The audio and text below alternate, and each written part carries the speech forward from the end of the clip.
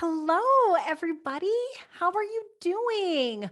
What is it like outside in your world right now? I will tell you guys, I woke up this morning to birds chirping, the sun shining, and literally feeling so grateful for Scottsdale. So I've also been hearing from so many of you who are listening to these episodes. And I really, really enjoy your emails. So keep sending them my way. You've also been sending in questions for me. So I thought on today's episode, I would devote the topic to one of the questions that I received. So here's what one of my listeners wrote into me. Okay. Christine, let me pull it over here. Christine, I've always struggled with my eating and feeling like I might like food a bit too much. My weight is getting worse as I get older, and I'm at a point where I'm just so sick of how I feel. I'm really ready to feel better. I've been listening to your lessons, and they've really helped me start to understand my eating in a new way, especially thinking about it as a habit that I can learn to change. But there's one place that I feel stuck. I'll get some steam going and I'll do really well, not overeating for a couple weeks. And then I just fall off the wagon and I don't know what happened.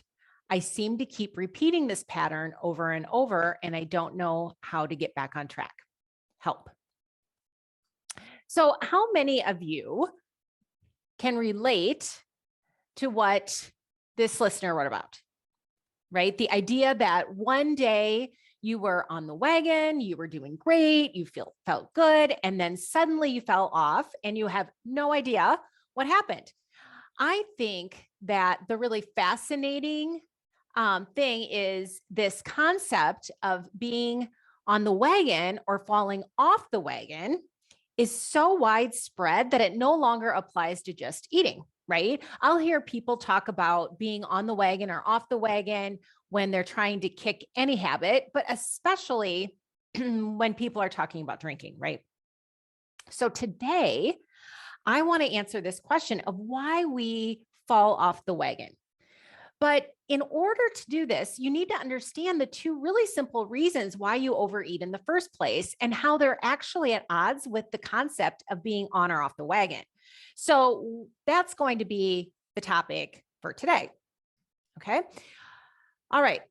First, let me get back up and let's just look at the idiom of the wagon, on the wagon. Okay. I don't know about you, but it kind of always confused me. And for a long time, I could not keep straight what on the wagon versus off the wagon meant. So here's the deal. To be on the wagon means that you are refraining from overeating or any habit. So when you fall off the wagon, that means you've taken up overeating or any habit again after a period of abstinence. And for those of you who are curious, because I'm always curious about things like this, why do we even have this idiom in the first place?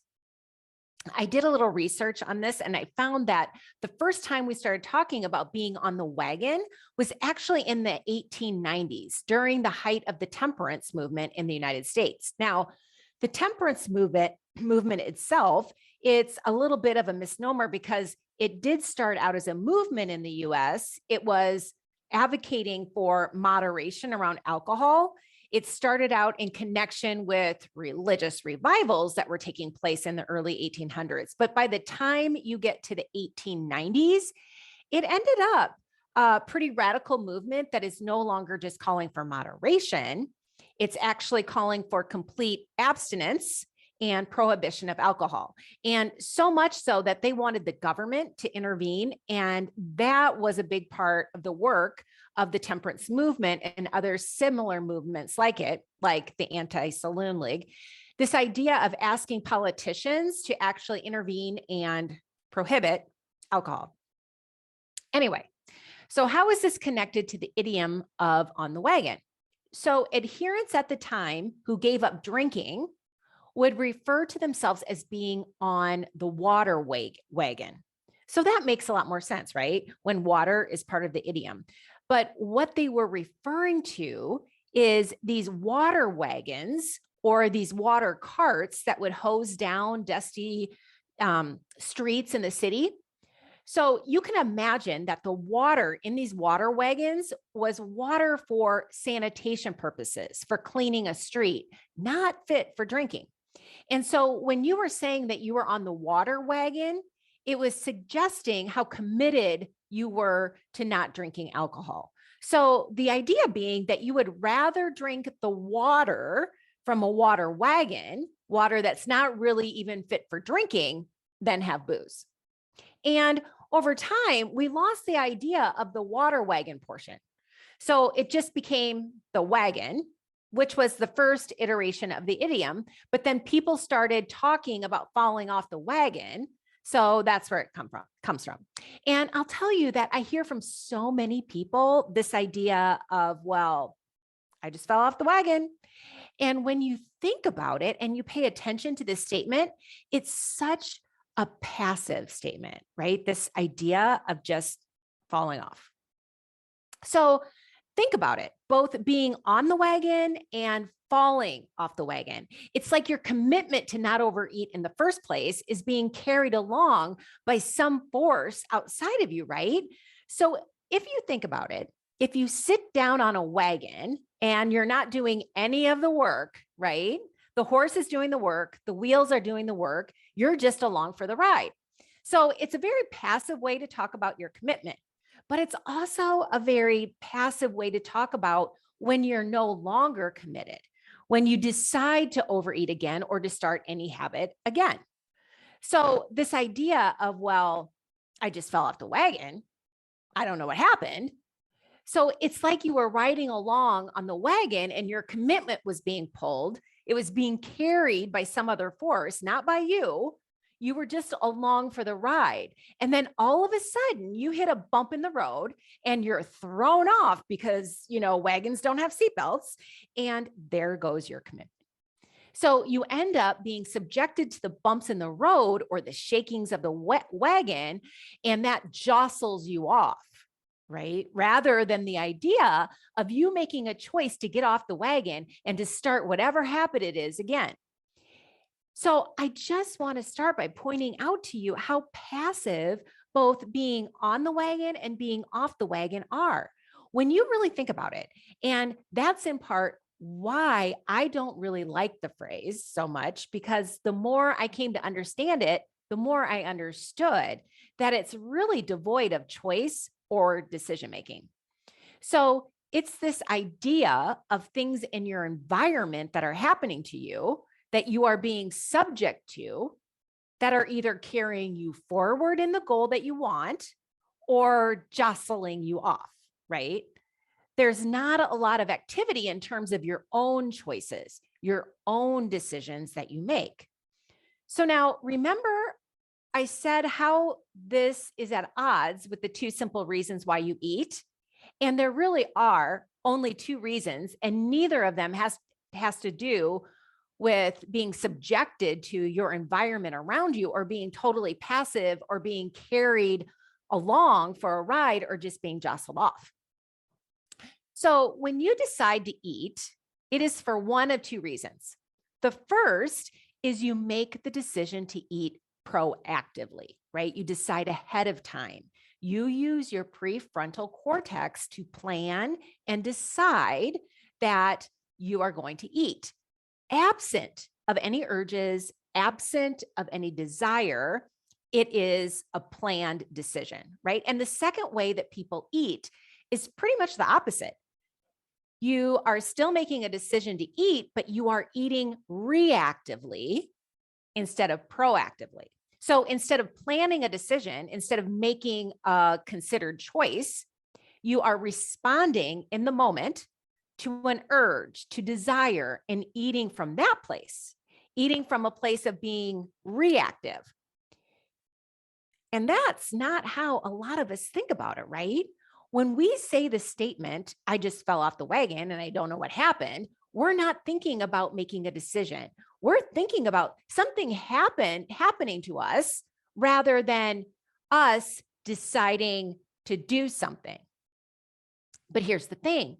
Either you are making the decision to eat as part of a conscious planned choice, or you are making the decision in response to an urge that is driven by a habit.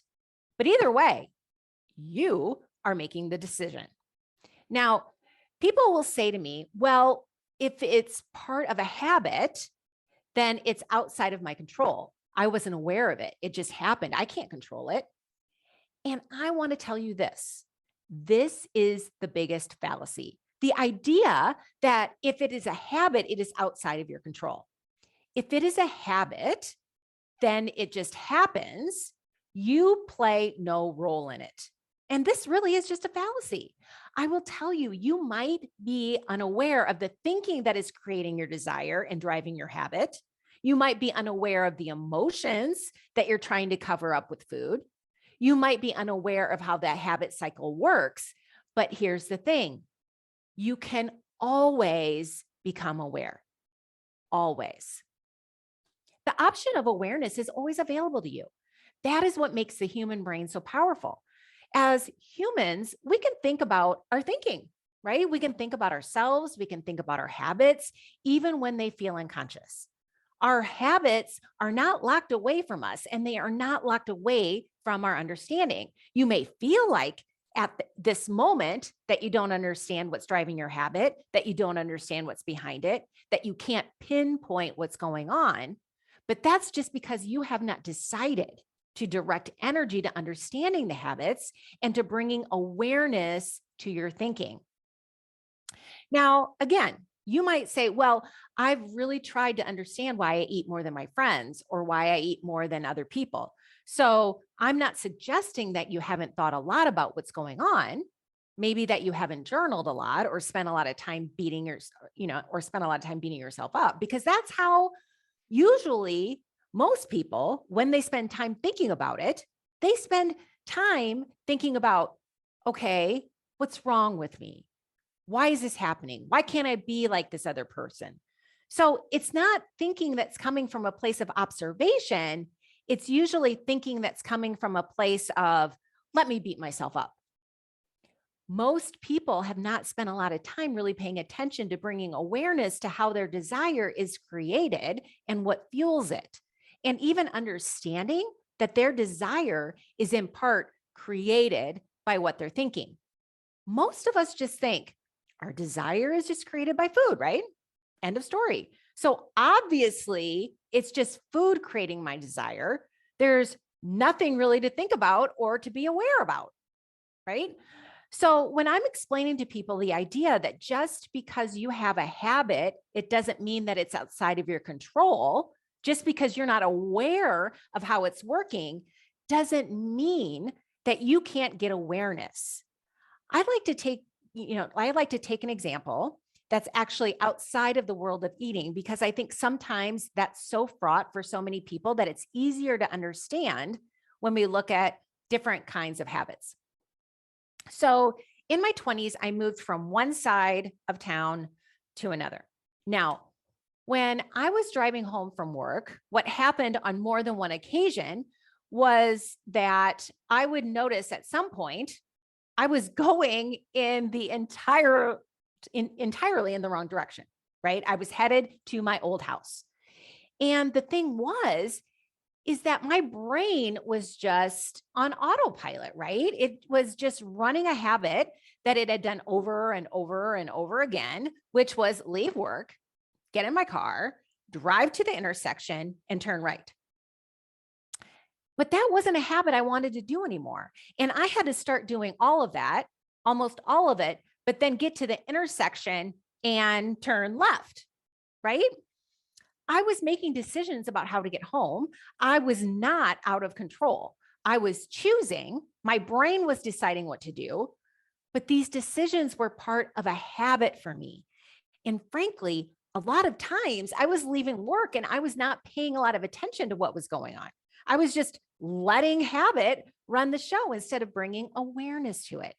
And until I started to pay attention, right, I would find myself headed in the wrong direction.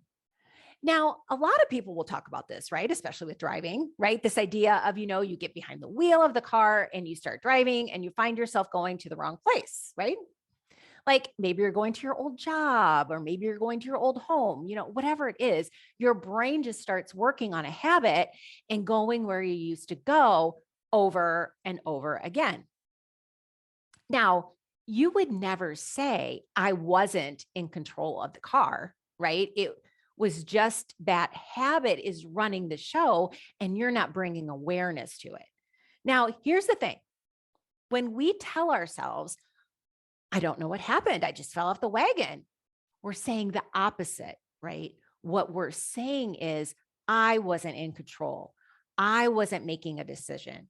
This thing just happened to me. And it's like you don't have any sort of role in the decision making or the responsibility, that it just was something that happened to you, right? It's this very passive idea. The problem with the idea of just falling off the wagon is that it ignores the fact that you are always making a choice. You are always making a decision. You are always eating, either because of a planned decision ahead of time that is not in response to the urge to eat, is not in response to your desire, but a planned choice, or you are eating reactively in response to an urge, in response to desire in the moment. It's basically the difference between knowing that you're going out to a birthday dinner and that you want to honor your hunger and not overeat. So you're planning ahead of time. Look, I'm only going to have a salad and an entree, not birthday cake, right? You're planning ahead of time what you want to do because it's important to you, right? Versus meeting up with your friends for brunch and not planning, not even thinking about what you're going to eat. And then you get there and people order cinnamon rolls and you'll think, oh, I'll have one too. That looks good.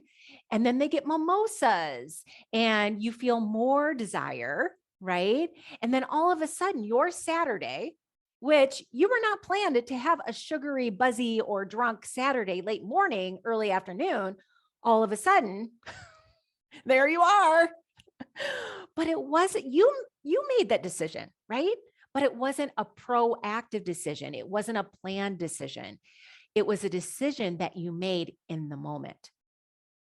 So when you are deciding to eat proactively, you're making that decision way ahead of ever feeling an urge.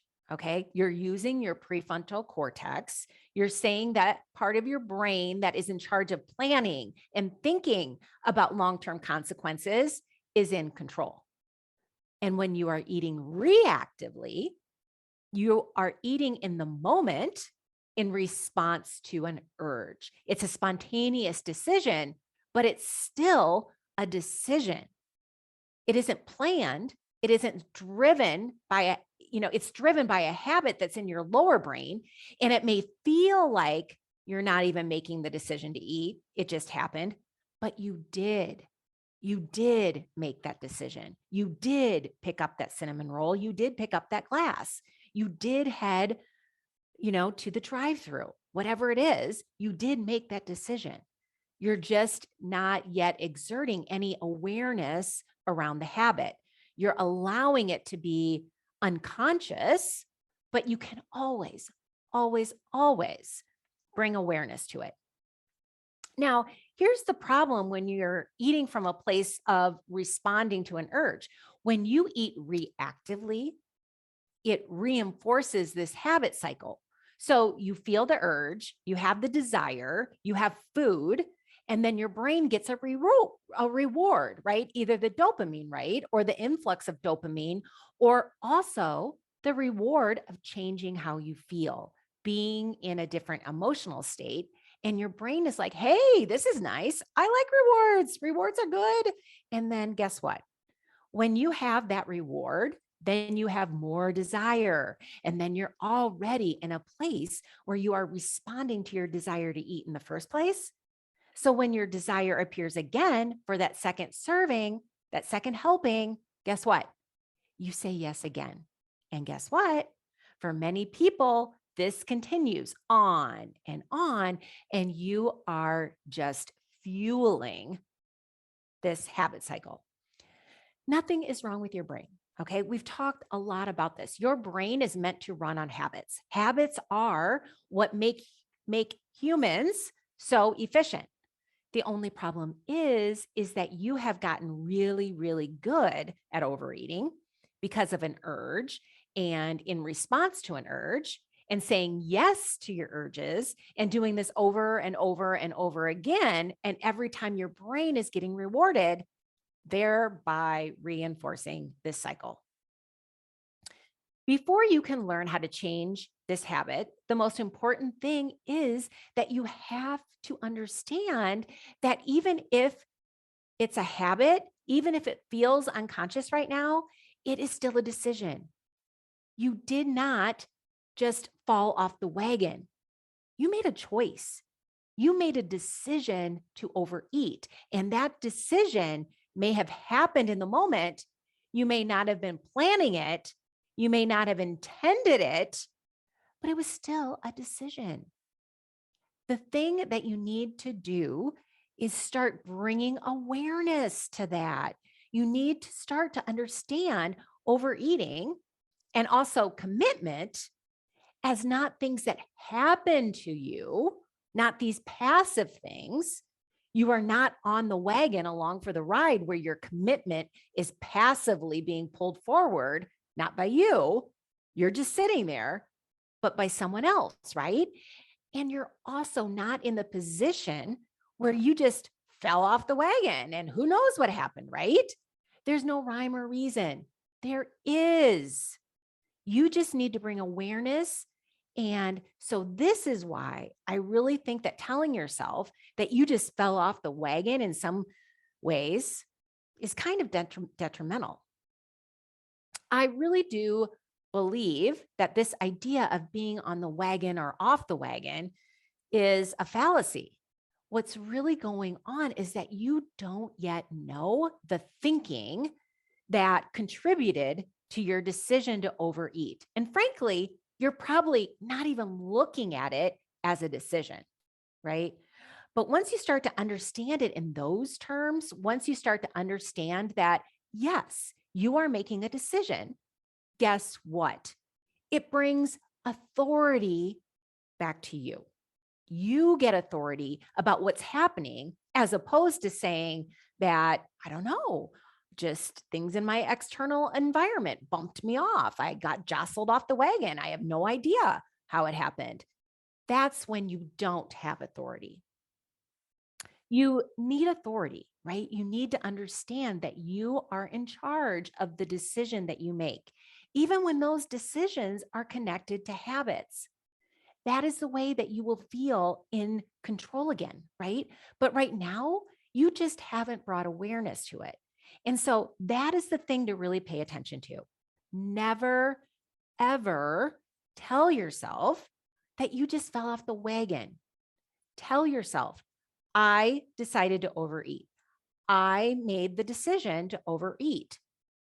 Bring that authority back instead, bring that authority back instead of being in this very passive place about it, right? All right, everybody, that's it for this week. Keep sending me your questions, your comments, your ideas. I really love hearing from you guys. All right, I'll see you all next week.